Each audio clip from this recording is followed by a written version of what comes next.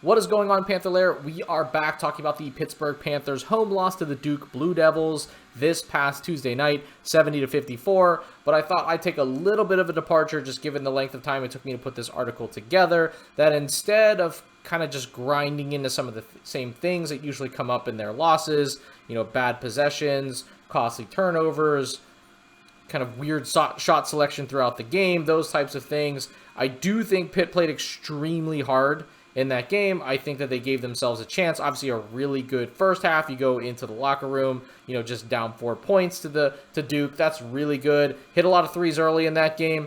Cooled off. That was probably their best bet to win the game, though. So kudos to them. Probably could just take a look at some of those things, but I thought, hey, let's do something a little bit different here, just because Thursday night, former Pitt Panther Blake Hinson made his NBA debut with the Utah Jazz, ended up playing 25 minutes, scored 11 points on 4 of 7 shooting, including 3 of 6 on 3-pointers. That's pretty much the Blake Hinson that most Panther fans are aware of. So, hey, want to talk a little bit about what made him successful in this game. I think we kind of know what he's like at this point if you've watched him enough. Happy to see him have an opportunity to play in the NBA, so just wanted to talk about that here for a moment. Breaking this down, this is pretty much exactly, so you're looking at these double staggered screens here. This is something that, Hinson would be very familiar with. At this point, I know he's a couple years removed from, playing for Pitt, but at the same time, these types of actions are used at every level. And just twist this one and gets a nice early layup here to start his NBA career. Now, this is actually where I think that he definitely can have a role. As everyone knows, the corner three is actually shorter distance in the NBA, not like college where it's the same distance all the way around. Isaiah Collier, probably one of the steals of that draft class, I think 2 years ago, and he's in danger, a threat to get 10 assists in every single contest. Sucks, pretty much 3.5 guys with him. And, this is just basically a layup for Hinson at that point. Same thing coming out of transition here, just the other corner.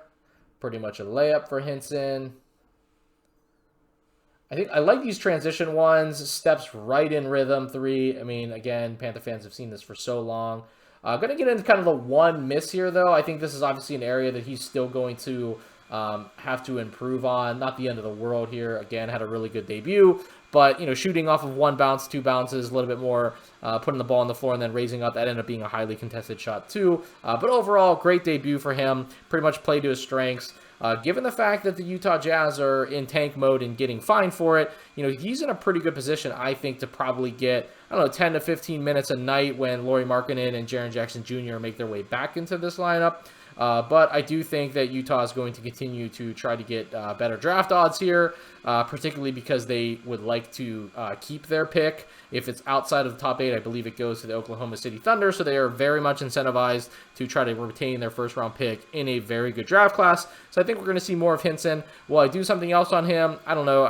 We didn't really get into a lot of sets. NBA sometimes is, such even, just continuous flow, and honestly, he had a couple of his shots in transition. There's not a ton to say there. But we'll see.